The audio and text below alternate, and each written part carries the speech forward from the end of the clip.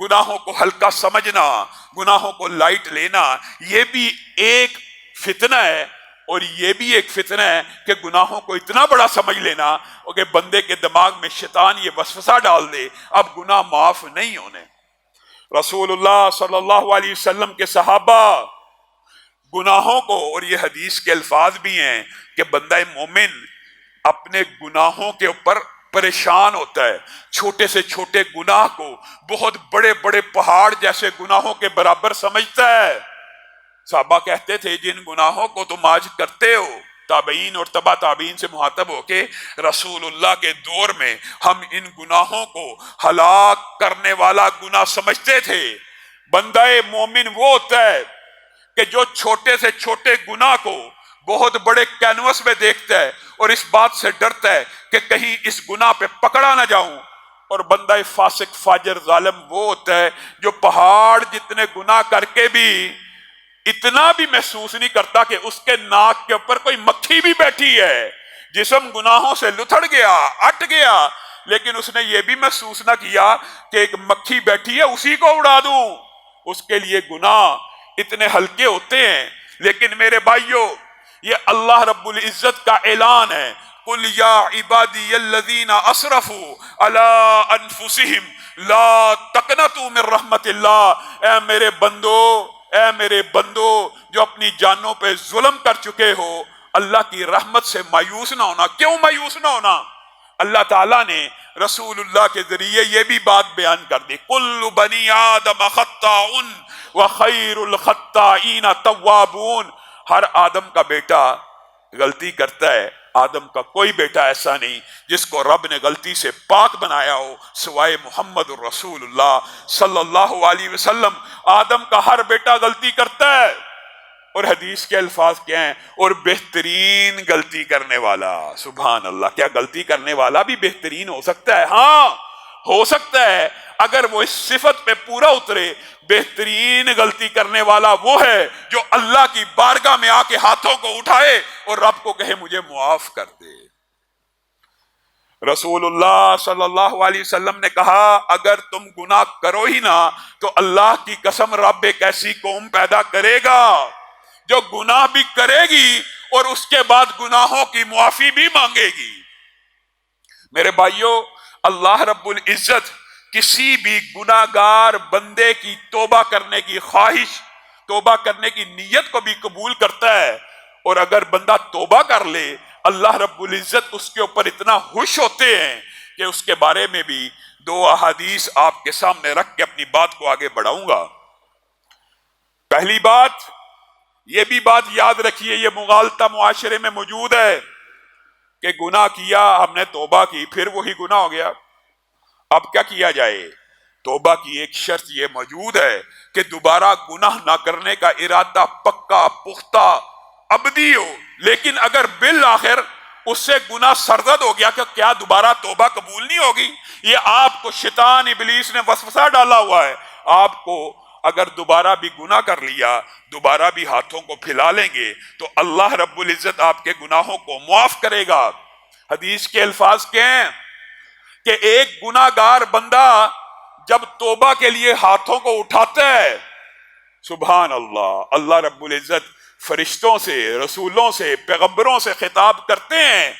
लेकिन बाद इस्तिस्नाई सूरतें अल्लाह ने भी बयान कर दी, जैसे सूरत फातिहा का रब जवाब देता है। इसी तरह जब भी कोई बंदा, कोई कैद नहीं कि छोटा गुनाहगार है या बड़ा गुनाहगार है, मोमिन है, मुत्तकी है, फासिक है, फाजिर है, हर बंदा इस बाब में एक जैसा है।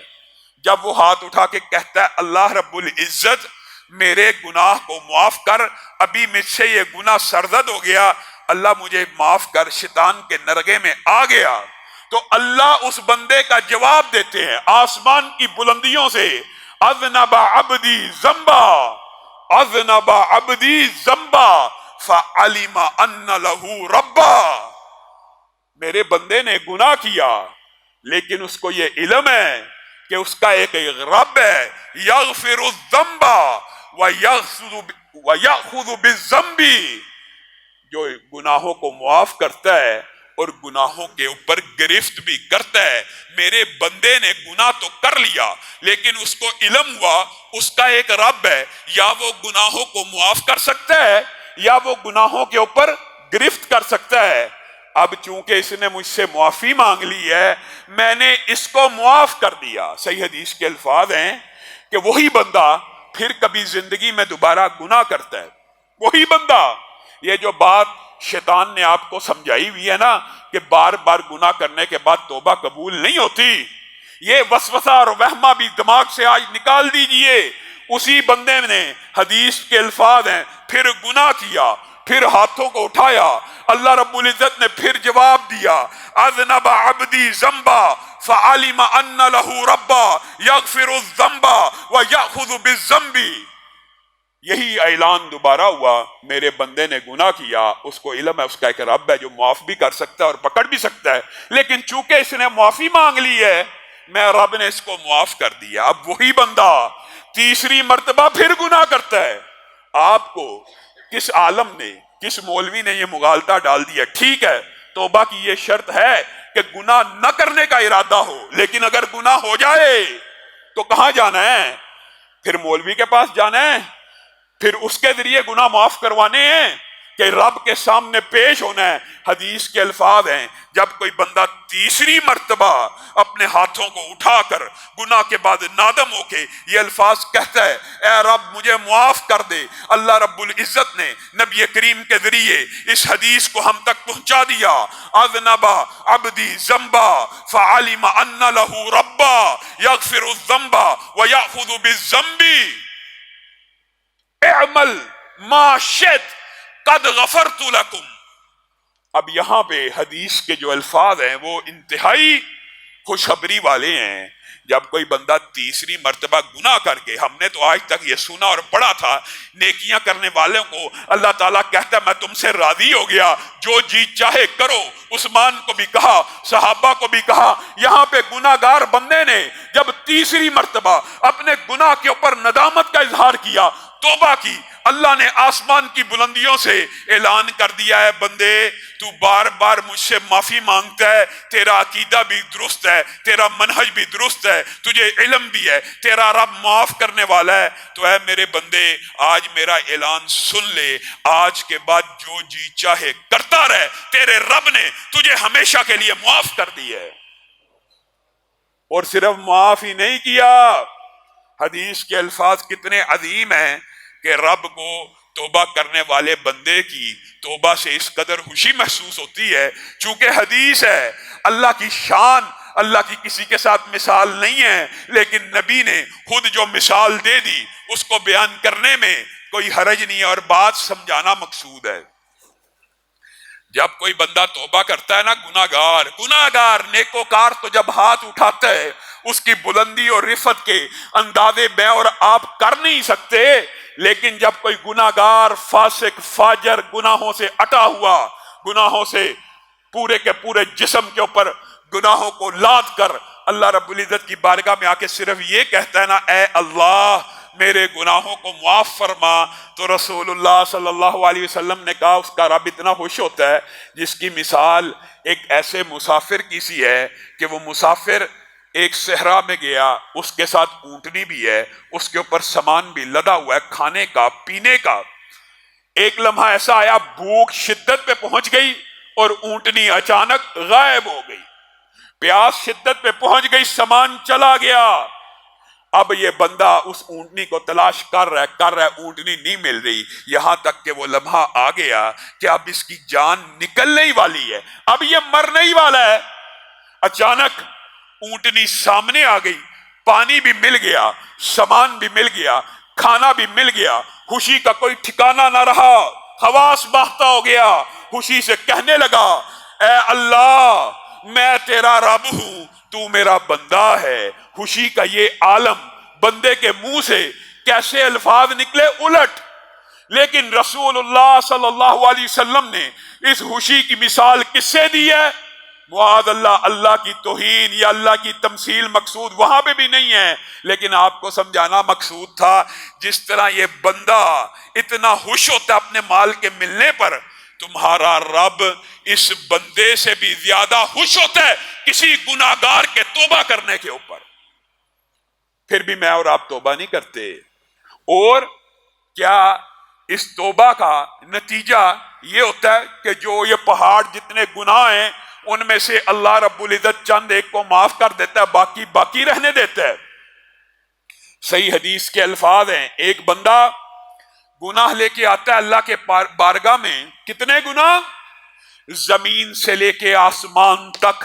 ایک روایت کے الفاظ ہیں زمین سے لے کے آسمان تک گناہوں کو لے کے آتا ہے. بتائیے وہ کون سا بدبخت ہوگا جس کے گناہ یہ ارب سال کے لائٹ ایئر کے فاصلوں سے بھی زیادہ ہوں کہ زمین و آسمان کے درمیان جتنا خلا ہے اس کے گناہوں سے پر ہو جائے. اور دوسری روایت کے الفاظ اس سے بھی زیادہ سنگین ہے, اور وہ بھی صحیح ہے, کہ گناہ زمین و آسمان کے مابین نہیں ہے بلکہ وہ رجسٹر جن کے اوپر ان کے گناہوں کی ڈیٹیل لکھی ہے کہ 1:25 اتنے سیکنڈ پہ یہ گناہ کیا, 27 سیکنڈ پہ یہ گناہ کیا, 32 سیکنڈ پہ یہ گناہ کیا. ہر چیز نوٹ ہو رہی ہے, ہر چیز لکھی جا رہی ہے. ایک دن آ جانا ہے, آپ کو کہا جائے گا اپنی یہ ریکارڈنگ سن لیجئے. یہ کہا حدیث دوسری روایت کے الفاظ ہیں اس کے گناہوں کے رجسٹر, گناہ نہیں صرف لکھنے والے رجسٹر زمین سے لے کے آسمان تک ہیں. اور دوسری اگر روایات کو ساتھ ملایا جائے تو الفاظ یوں بنتے ہیں, اگر یہ بندہ بھی اللہ رب العزت کی بارگاہ میں آ کے ایک مرتبہ, صرف ایک مرتبہ سچے دل سے گناہ دوبارہ نہ کرنے کی نیت سے یہ الفاظ کہہ دینا اللہ میرے گناہوں کو معاف کر دے, تو اللہ کو کوئی پرواہ نہیں کہ اس کے گناہ زمین سے لے کے آسمان تک بھرے ہوئے ہیں, اللہ سارے کے ساروں کو معاف کر دے گا. اور پھر صرف معاف کیا جائے گا, یہ بھی اللہ تعالیٰ کا کس قدر احسان ہے. رجسٹر تو بھرے تھے, جھوٹ بول کے, غیبت کر کے, چوری کر کے, ڈکیتی کر کے, زنا کر کے, قتل کر کے, رجسٹر تو کھاتے تو زمین سے آسمان تک بھرے تھے گناہوں سے. الا من تاب وآمن وعمل عملا صالحا فاولئک یبدل اللہ سیئاتہم حسنات. مگر جو بندہ توبہ لے کے آتا ہے, اللہ کے سامنے گریہ زاری لے کے آتا ہے, آنسوؤں کا تڑکا لگاتا ہے اور مغفرت کی دعا کرتا ہے, اللہ تعالیٰ فرشتوں کو حکم دیتا ہے جس رجسٹر پر جس وقت میں جو گناہ لکھا تھا اس کو نہ صرف مٹایا جائے بلکہ ان کے بدلے میں ایک ایک نیکی کو لکھ دیا جائے. عمر تو گزار دی گناہ اکٹھے کرنے میں, ایک توبہ سے رجسٹر سارے کا سارا نیکیوں سے بھر گیا. یہ رب کی رحمت ہی ہے, یہ رب کا فضل ہی ہے, یہ رب کی عنایت ہی ہے. اور آج کل وبا پھیلی ہوئی ہے.